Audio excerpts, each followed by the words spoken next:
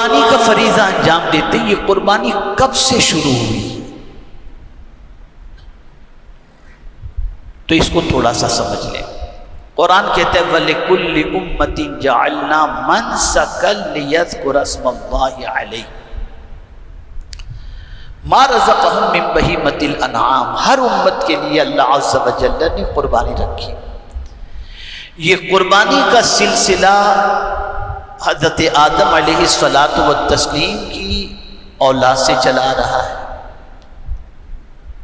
ہر امت میں قربانی رہی، لیکن قربانی کا تصور، قربانی کا طریقہ، قربانی کا معاملہ جدا جدا رہا۔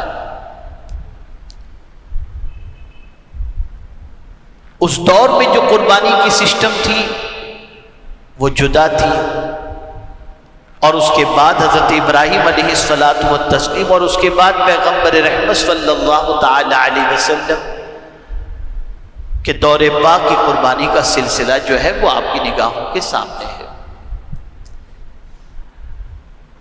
حضرت آدم علیہ الصلاۃ والتسلیم کے دو بیٹے تھے، حابل اور قابل۔ دونوں میں جھگڑا ہوا، ایک عورت کو لے کر القیمہ کی وجہ سے۔ قابل نے کہا اس پر میرا حق ہے، میرے لیے یہ حلال ہے۔ حابل نے کہا میرے لیے۔ تو اب اس زمانے میں حق کو ثابت کرنے کے لیے کہ کون صحیح ہے کون صحیح نہیں، اس کے لیے قربانی دی جاتی، اور قربانی کے لیے کیا کیا جاتا کہ جو قربانی دی جاتی اس قربانی کو ایک پہاڑ پر رکھ دیا جاتا۔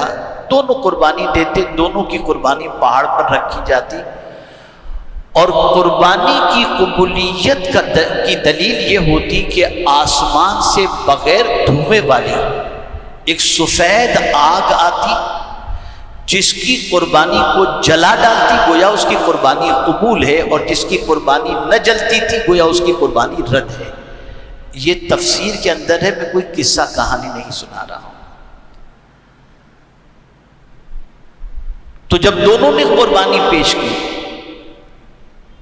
تو ایک کی قربانی کو اللہ نے قبول فرمایا، یعنی سفید آگ آسمان سے آئی اور آ کر کے اس قربانی کو جلا دی۔ اس سے واضح ہو گیا کہ یہ قربانی اس کی قبول ہو گئی۔ اب جس کی نہیں جلایا اس کے دل کے اندر حابل کے لیے نفرت اور عداوت پیدا ہوئی، اور اس کے بعد قابل نے حابل کو قتل کر دیا۔ تو اس زمانے میں قربانی کی قبولیت کی ایک علامت تھی، اور وہ علامت یہ تھی کہ آسمان سے آگ آتی اور جلا دیتی، گویا قربانی قبول ہو گئی۔ لیکن اللہ نے امت مصطفیٰ صلی اللہ علیہ وسلم پر کرم فرما دیا کہ اس کی قربانی قبول ہے یا نہیں یہ اللہ کسی پر ظاہر نہیں کرتا، وہ جانے، اس کا کرم جانے، جس کی چاہے وہ قربانی قبول فرما دے۔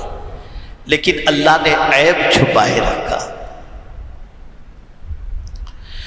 پھر وہ قربانی جو ہوتی اس میں آگ جلا جاتی، قربانی کا گوشت لوگ نہ کھایا کرتے، لیکن اللہ نے اس امت پر کرم فرمایا، خود ہی قربانی کرو اور خود قربانی کے گوشت کو کھا کر اللہ کا شکر بھی ادا کرو۔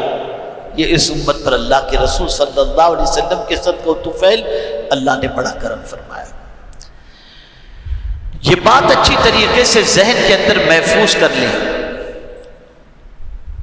کہ اگر کوئی شخص اس نیت سے قربانی کرے کہ میں تو مزے سے قربانی کے پائے کھاؤں گا، کلیجی کھاؤں گا، گوشت کھاؤں گا، آج یہ بناؤں گا کل یہ بناؤں گا، اس نیت سے قربانی کرے، اس کی قربانی قابل قبول نہیں۔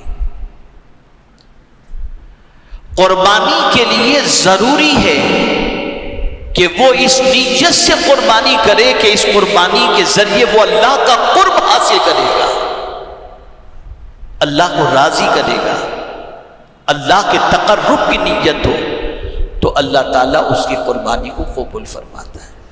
میرے پیارے آقا صلی اللہ تعالی علیہ وسلم کے پیارے دیوانوں، آقا کریم رؤوف الرحیم علیہ التحیۃ والتسلیم سے پوچھا گیا قربانیاں کیا ہے؟ قربانی نہیں پوچھا گیا، یہ ایک تفصیل طلب موضوع ہے۔ ما هذه الاضاحی یا رسول اللہ صلی اللہ علیہ وسلم، یہ قربانیاں کیا ہیں؟ بات تو صرف جانور ذبح کرنے کی تھی، لیکن قربانی کی وجہ قربانیاں، تو وجہ یہ کہ حضرت ابراہیم علیہ السلام نے صرف قربانی کے طور پر اپنے بیٹے کو ذبح کرنے کی آمادگی اور ذبح کرنے کے لیے تیار نہیں ہوئے تھے، بلکہ اتنی قربانیاں انہوں نے پیش کی تھی، وطن بھی چھوڑا، گھر بار بھی چھوڑا، آرام بھی چھوڑا، تکلیفیں بھی برداشت کی، تو کئی قربانیاں حضرت ابراہیم علیہ السلام کی زندگی پاک کے اندر نظر آتی ہے، اور حضرت ابراہیم علی نبینا علیہ السلام نے اپنے بیٹے کی قربانی بھی دی۔ اس طریقے سے حضرت ابراہیم علیہ السلام کی قربانیوں کے حوالے سے رسول گرامی وقار صلی اللہ علیہ وسلم نے فرمایا سنت ابیکم، حضرت ابراہیم علیہ السلام کی سنت تمہارے باپ حضرت ابراہیم علیہ السلام کی سنت مبارک ہے۔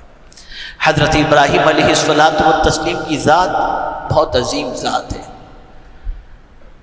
قرآن مقدس میں جن کے اسوہ حسنہ کے حوالے سے فرمایا گیا، جن کے اسوہ کا ذکر کیا گیا، اس میں حضرت ابراہیم علیہ السلام کے اسوہ کا بھی ذکر کیا گیا ہے۔ حضرت ابراہیم علی نبینا علیہ السلام کی ذات بابرکت وہ عظیم ذات ہے کہ معمار کعبہ حضرت ابراہیم علیہ السلام، حج کے لیے بلانے والے حضرت ابراہیم علیہ السلام، آگ میں اللہ کی رضا کے لیے اپنی جان قربان کرنے کا جذبہ رکھنے والے حضرت ابراہیم علیہ السلام۔ تو حضرت ابراہیم علی نبینا علیہ السلام کی ذات بہت عظیم ذات ہے، اور رسول اعظم صلی اللہ تعالی علیہ وسلم حضرت ابراہیم علیہ السلام سے متعلق فرماتے ہیں کہ میں تو دعائے خلیل ہوں، حضرت ابراہیم کی دعا کی شکل میں اس دنیا میں حاضر ہوا ہوں، یہ رسول اعظم صلی اللہ علیہ وسلم فرماتے ہیں۔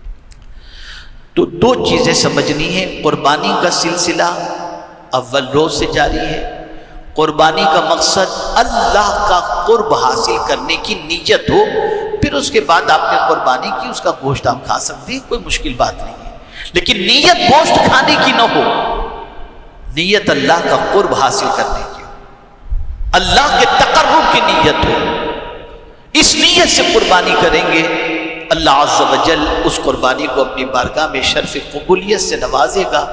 اللہ رب العزت جل جلالہ آقا کریم رؤوف الرحیم علیہ التحیۃ والتسلیم کے صدقہ و طفیل ہم سب کو صحیح معنوں میں قربانی کرنے کی توفیق نصیب فرمائے، اور پروردگار جل جلالہ آقا کریم رؤوف الرحیم علیہ التحیۃ والتسلیم کے صدقہ و طفیل نیک لوگوں کی قربانی کے صدقے میں ہم سب کی قربانی کو بھی قبول فرمائے۔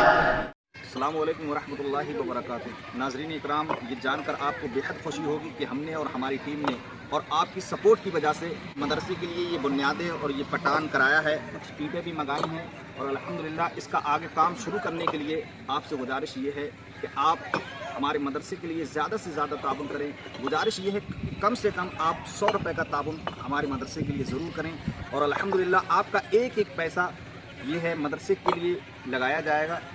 آپ کے 100 روپے کسی ایریے میں دین کا بہت بڑا کام کر سکتے ہیں۔ اس 100 روپے سے آپ کی جو امداد ہوگی، جو مدد ہوگی، مستقبل سب لے گا، اور بچے جو دین حاصل کریں گے یہ ہمارے لیے ایک صدقہ جاریہ بنے گا، اور انشاءاللہ یہ ہمیں دنیا میں بھی فائدہ پہنچائے گا اور مرنے کے بعد آخرت میں فائدہ پہنچائے گا۔ اور یہ بات بھی ہم آپ کو بتانا چاہتے ہیں کیونکہ آج کل جو فراڈ چل رہا ہے، لوگ پیسے لے کر کے کام نہیں کرتے ہیں، لیکن الحمدللہ ایسا نہیں ہے۔ آپ کا جو بھی ابھی تک تعاون ہوا اس سے ہم نے یہ جو بھی کام کیا ہے آپ کے اس ویڈیو کے اندر آپ دیکھ سکتے ہیں، یہ اینٹیں، یہ پٹان، یہ بنیادیں ابھی تک ہم سب کچھ کرا چکے ہیں الحمدللہ۔ اور آپ سے گزارش یہ ہے کہ اسکرین پر جو ایڈریس دکھ رہا ہے، یہ QR کوڈ، یہ فون پہ، آپ کسی ذریعے سے بھی کسی طریقے سے بھی آپ 100 روپے کا تعاون ہمیں ضرور کریں۔ آپ سے گزارش یہی، یہ 100 روپے انشاءاللہ آپ کے لیے یہ صدقہ جاریہ بنیں گے، یہ دنیا میں بھی کام آئیں گے اور مرنے کے بعد آخرت میں۔ ناظرین اکرام، اگر ہم نے یہ کام نہیں کیا تو آنے والی ہماری نسلیں جو ہیں یہ ہم سے سوال کریں گے کہ آپ نے کیا کیا، کیونکہ اس دور حاضر کو دیکھتے ہوئے اس وقت جو ضرورت ہے دین کی وہ بہت زیادہ سخت ضرورت ہے۔ اگر آج ہم نے یہ کام نہیں کیا تو آنے والی نسلیں ہم سے سوال کریں گے لیکن ہم اس کا جواب نہیں دے پائیں گے۔ تو اس سے بہتر یہ ہے کہ آج ہی ہم یہ کام کریں، کیونکہ دین کی سخت ضرورت ہے۔ کام ہم نہیں کریں گے تو کون کرے گا، کیونکہ اور کوئی کام کرنے والا نہیں ہے۔ تو اس لیے ہمیں یہ قدم خود اٹھانا پڑے گا اور اپنی آنے والی نسلوں کا مستقبل خود سنبھالنا پڑے گا، ورنہ یاد رکھیے انجام بہت برا ہوگا۔ اس لیے ابھی سے آپ سے گزارش ہے کہ زیادہ سے زیادہ آپ دین کے کام پر فوکس کریں، کہ علم ہی ہے جو آج ہماری آنے والی نسلوں کا مستقبل سنبھال سکتی ہے۔ تو آپ سے گزارش یہ ہے کہ اسکرین پر جو آپ کو گوگل پے، فون پے، QR کوڈ جو دکھ رہا ہے، آپ جس طریقے سے اپنا تعاون کرنا چاہتے ہیں 100 روپے سے یا اس سے زیادہ تو آپ کر سکتے ہیں۔ آپ سے گزارش یہی ہے کہ آپ زیادہ سے زیادہ تعاون کریں، انشاءاللہ یہ آپ کا تعاون دنیا اور آخرت میں ضرور کام آئے گا۔